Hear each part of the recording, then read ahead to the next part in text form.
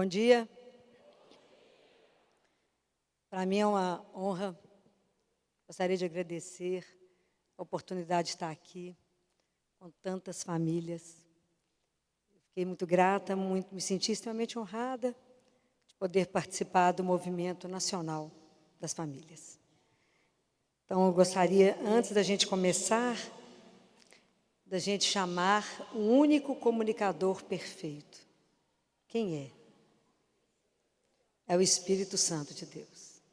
Jesus ensina para um místico que a gente deve chamar o Espírito Santo várias vezes ao dia. E ele ensina que a gente tem uma forma de chamar o Espírito Santo. Vocês sabem qual é? É através do coração imaculado de Maria. Porque quem somos nós para falar, vinde Espírito Santo? Mas se eu falar com ele assim, vinde Espírito Santo, vinde por meio da poderosa intercessão do Imaculado Coração de Maria, vossa amadíssima esposa. Vocês conhecem isso? Não?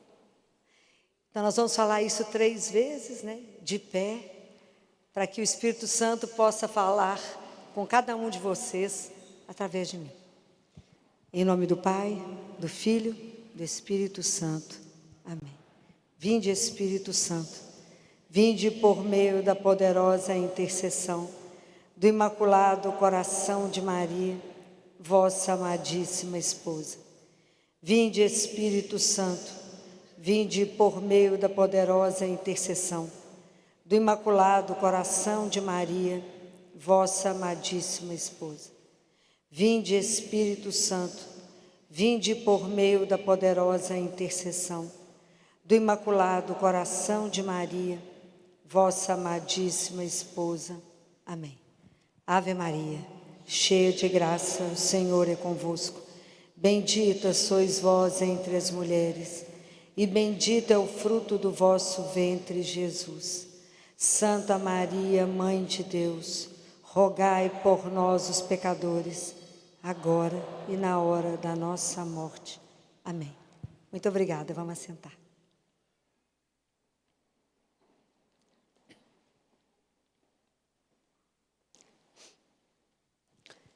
A família, ela é a menina dos olhos de Deus.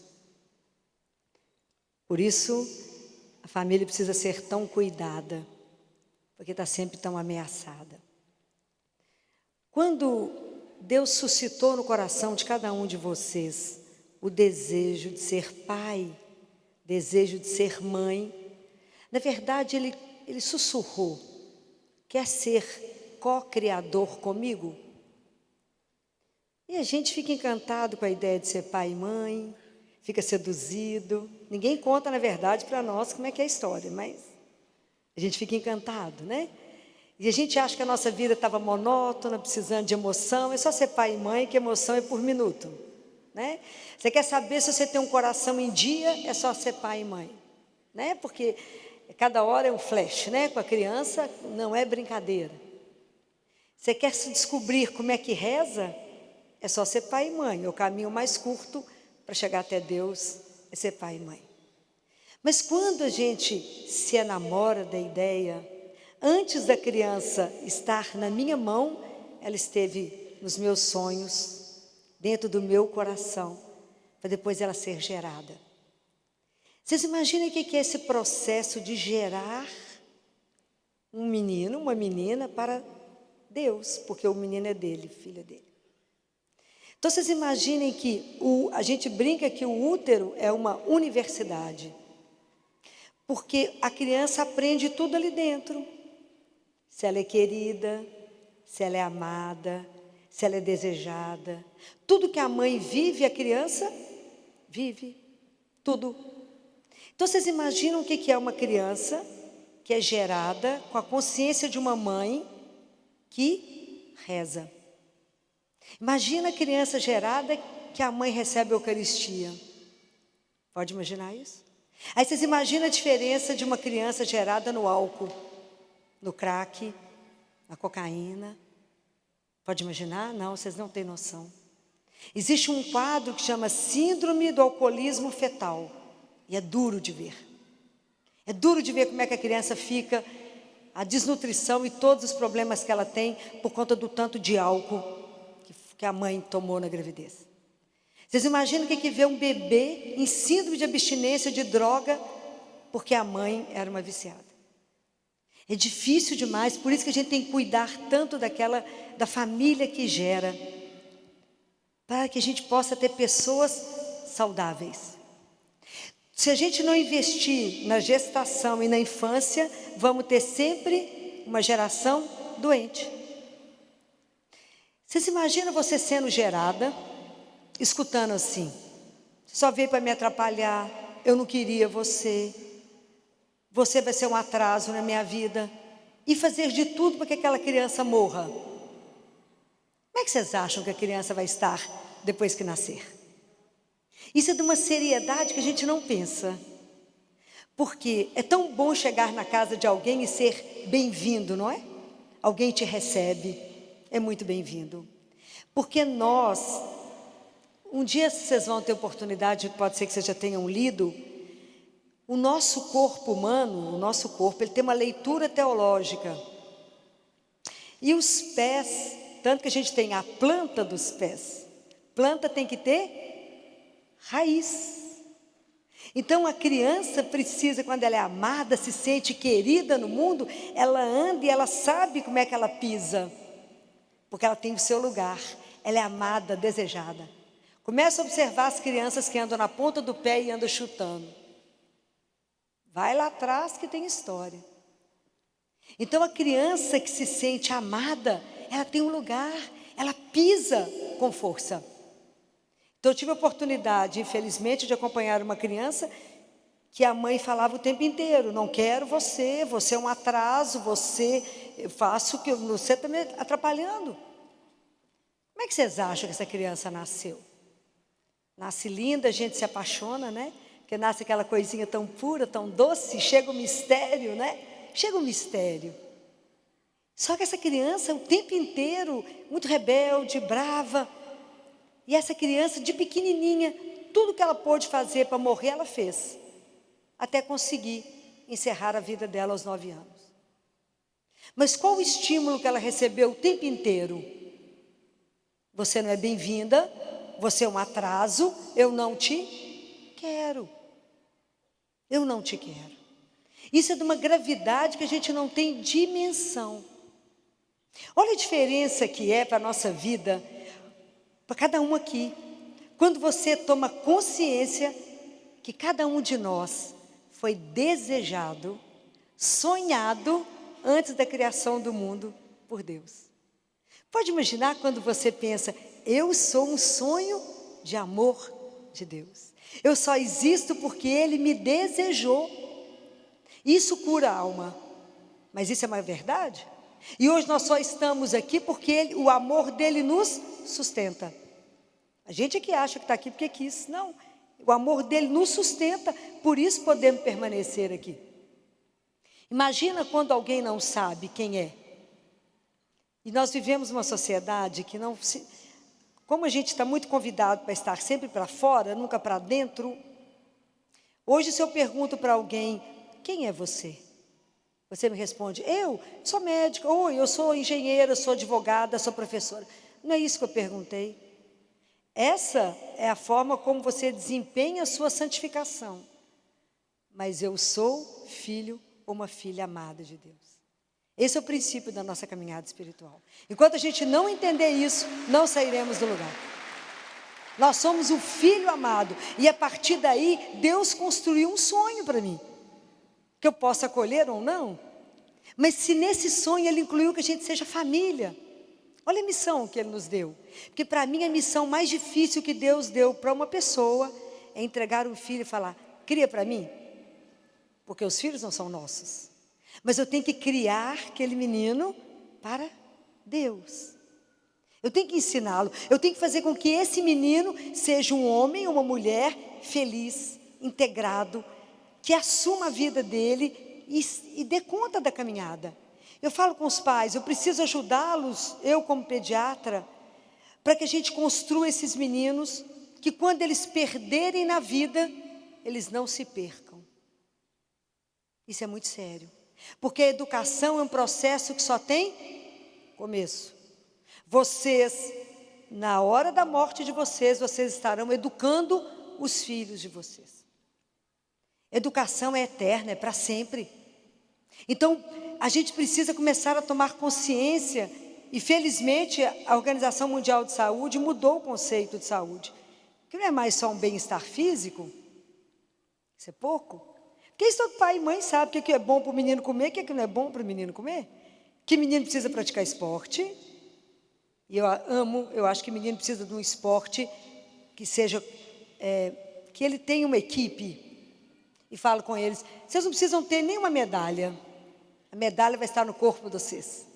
É sair, ter uma turma, ter o compromisso e aprender que as coisas não é boa, não é para mim não, é para nós. Começar a treinar, a viver em comunidade, a treinar essas coisas, não é fácil. Então a criança precisa fazer esporte, ela precisa alimentar, ela precisa tomar água, ela precisa dormir cedo, por mais que eles queiram me matar, mas a criança precisa estar na cama que hora? Então vamos lembrar. A primeira liberação de melatonina é às 18 horas. Tem pessoas que você está conversando e ela dorme. Não é que a conversa está ruim, é o pico de melatonina. O segundo pico de melatonina é às 21 horas, que se a criança estiver dormindo.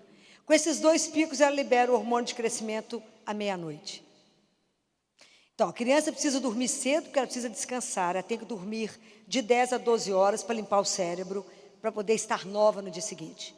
Criança que dorme tarde é birrenta, mal-humorada, tem déficit de atenção e tem uma dor de cabeça intratável.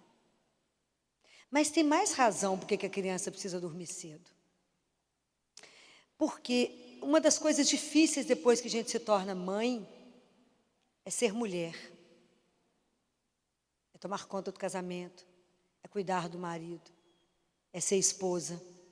Não é fácil administrar trabalho, os meninos e a casa.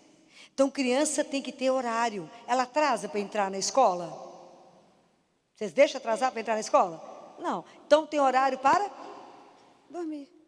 Pensa numa coisa que eu vou dizer para vocês.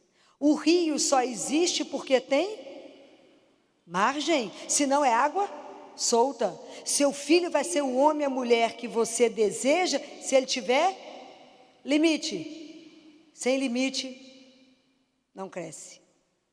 Eu tenho que criar filho, pense em duas montanhas, com uma ponte. Você tem que fazer o menino sair daqui para atravessar lá.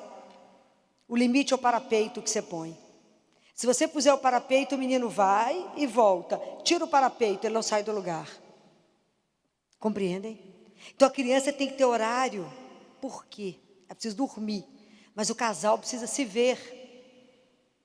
O casal precisa olhar um para cada linha do outro.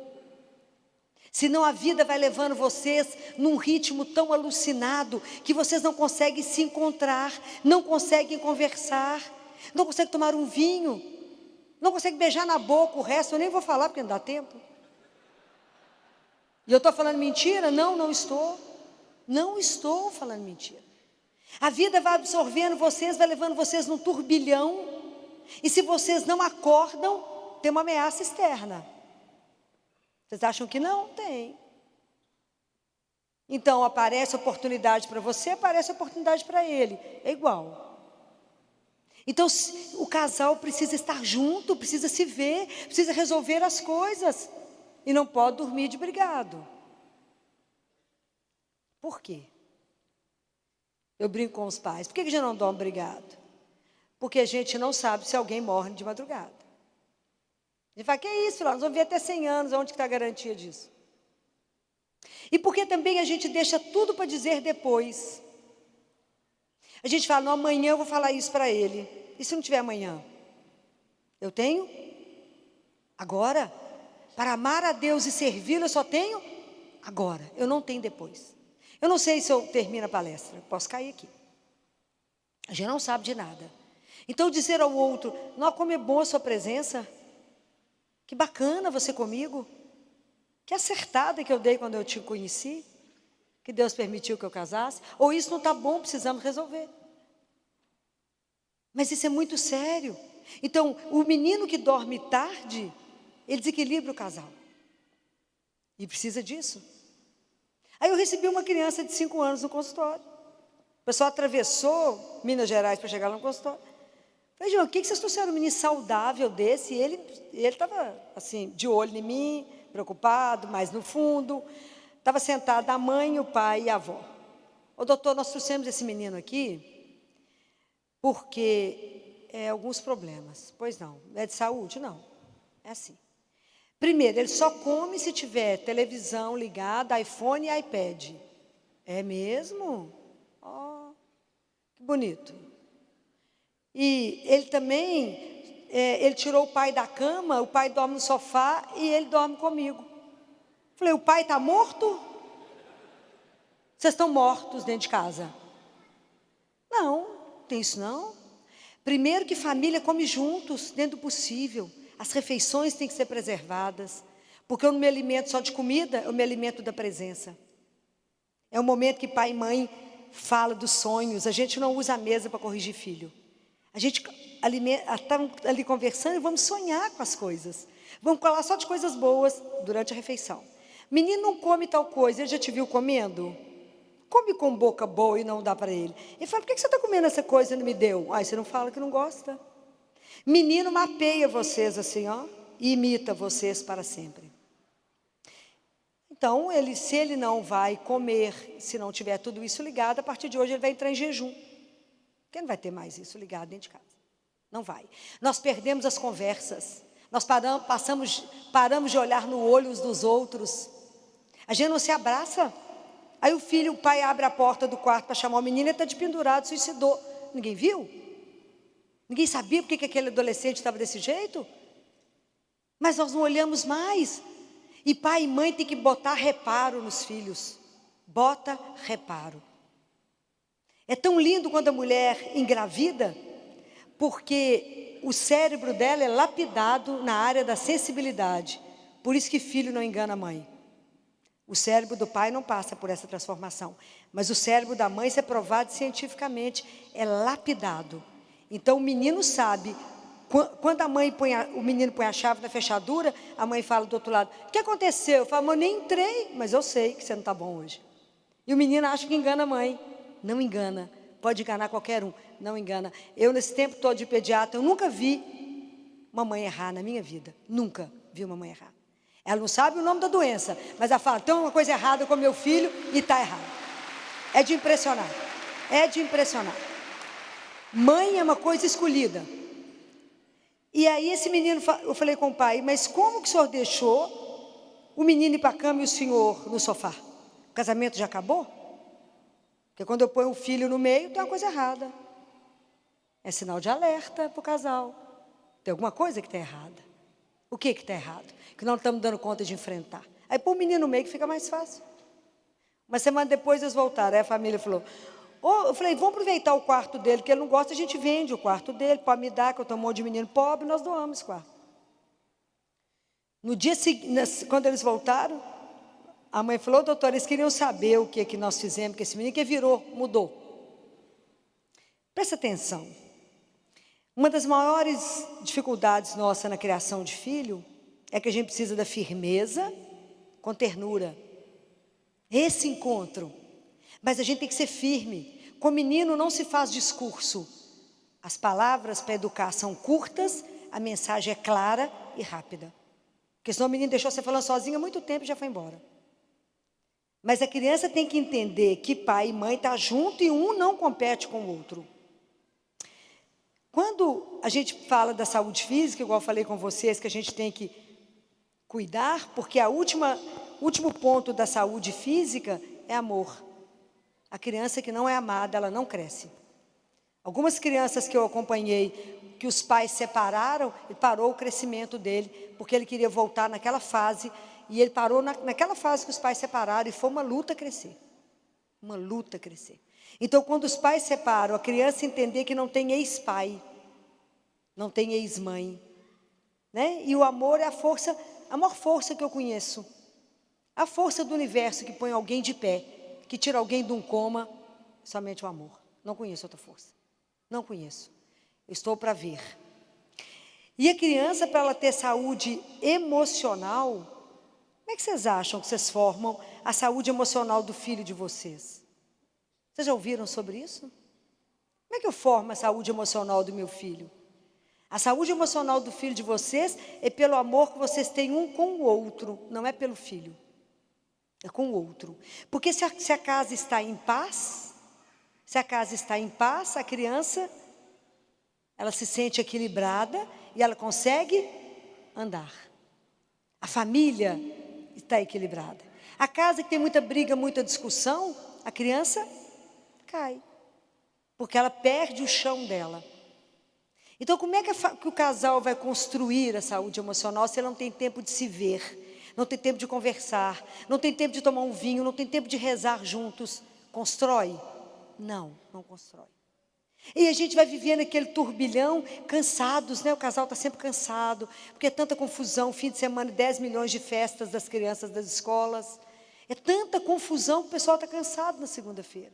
E aí a gente vai perdendo a alegria de ser pai, de ser mãe, de ser família, e desiste do caminho. Então, se não se cuida dos pais, não se cuida dos filhos, não tem jeito. Então, é preciso que vocês tenham esse olhar na saúde física, na saúde emocional e na saúde mental. A saúde mental é tudo que entra e tudo que eu vejo. Olha a orelha um do outro e observa como é que a gente tem um feto aqui dentro. Tem uma criança deitada dentro da sua orelha. Então, aquilo que eu escuto me constrói ou me destrói. A fé vem pelo ouvido. Não é assim? Então, aquilo que eu vou escutando vai gerando vida em mim ou gera morte. Se eu olho para o filho e falo, você é um incapaz.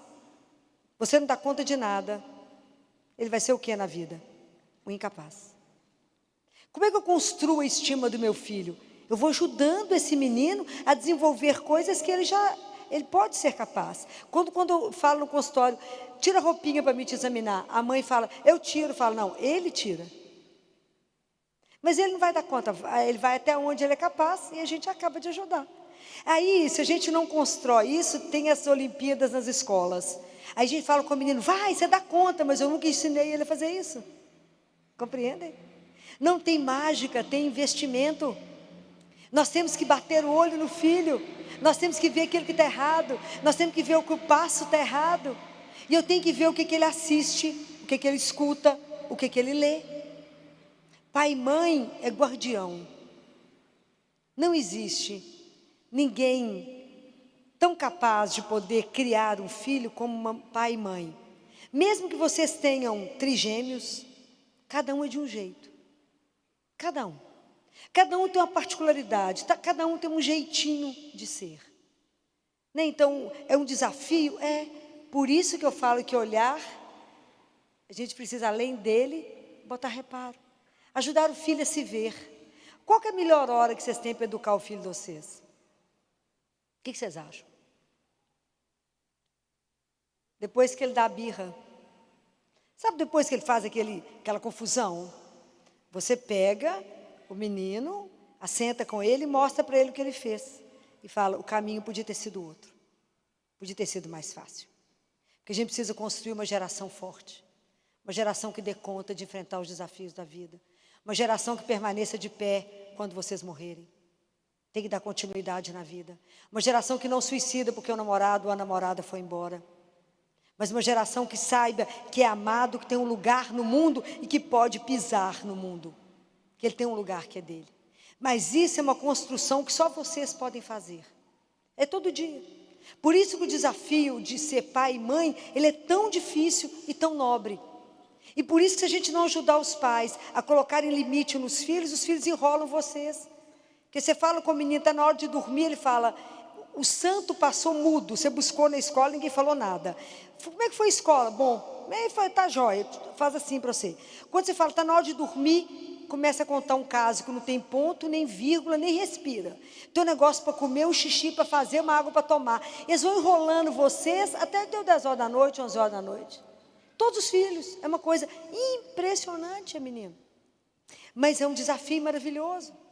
Porque eles é que nos fazem ser melhor, porque a criança ela tem um poder, né, gente?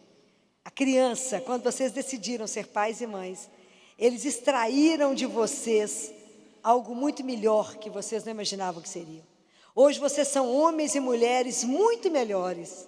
Porque quando a gente se torna pai e mãe, a criança vira o espelho para você e te conta assim, você é assim, ó. Então o processo de se autoconhecer não é fácil. O processo do autoconhecimento não é brincadeira. E o filho te vê e te mostra. E a infância é um lugar sagrado. Por quê? Porque nós vamos revisitar a infância a vida inteira nossa. Durante toda a nossa vida nós vamos voltar na infância. Eu vou falar, meu pai fazia assim, a minha mãe fazia assim. Minha mãe punha uma mesa dessa forma, a minha mãe fazia as coisas de um outro jeito. Então, a missão de educar é uma missão divina. Eu tenho que cumprimentar vocês todos como casais que aceitaram essa missão. E agradecer a presença dos avós que fazem tanta diferença na vida das crianças. Como eu gosto no consultório quando vão os avós. Porque eles equilibram os pais. Ajudam demais os pais. Quando não são os avós que assumem tudo. Então os avós é aquela fonte de sabedoria, de calma, que ajuda a família a se integrar. Quantas vezes? E são muitas. Então eu tenho que cumprimentar vocês que assumiram a paternidade, que assumiram esse desafio de parentalidade e que se esgotam e se doam. E aquilo que Jesus falou para Marcelino, Pão e Vinho, quando Marcelino falou com ele, a minha mãe é bonita? Marcelino falou, é linda? E a sua? Ele pergunta para Jesus, a sua é linda? Jesus falou, a minha também é linda, Marcelino. E fala, todas as mães são lindas, Marcelino, porque elas envelhecem de tanto se dar. E é isso, né? E eu digo, não é só mãe, é pai e mãe que se consome, porque pai e mãe é feliz dependente. Se o filho está bem, eles estão. Se o filho está mal, eles também estão. Então eu queria cumprimentá-los e dizer, principalmente para as mães, que quando nasceu uma criança, nasceu uma família e não uma culpa.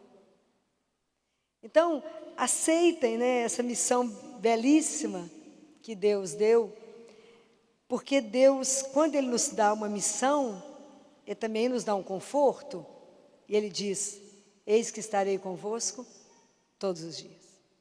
Então é nisso que a gente tem que se apoiar, porque se a gente não tiver certeza absoluta de um olhar que nos acompanha, de uma presença que está conosco todos os dias, a gente não dá conta dessa missão tão difícil, que é gerar filhos cristãos para o mundo. Isso é um desafio que está na mão de vocês, mas hoje nós estamos reunidos na casa da mãe, exatamente para que as forças de vocês sejam renovadas, para que vocês deem conta. Eu agora preciso encerrar esse primeiro momento, quando eu tenho mais 2 com vocês, né? Ainda vou estar com vocês daqui a pouco, mais 2 vezes hoje. Então esse é só um pincelado de que a missão é belíssima, então eu tenho que cumprimentá-los por assumir isso de uma forma tão bonita, né? Ser pai e mãe nesse mundo, estar inserido no mundo pagão e ser cristão. A sensação é de andar num barco a remo, cruzando o mar com os transatlânticos querendo nos afundar. Mas eu queria dizer a vocês que o barco que carrega Jesus jamais afundará. Que Deus os abençoe.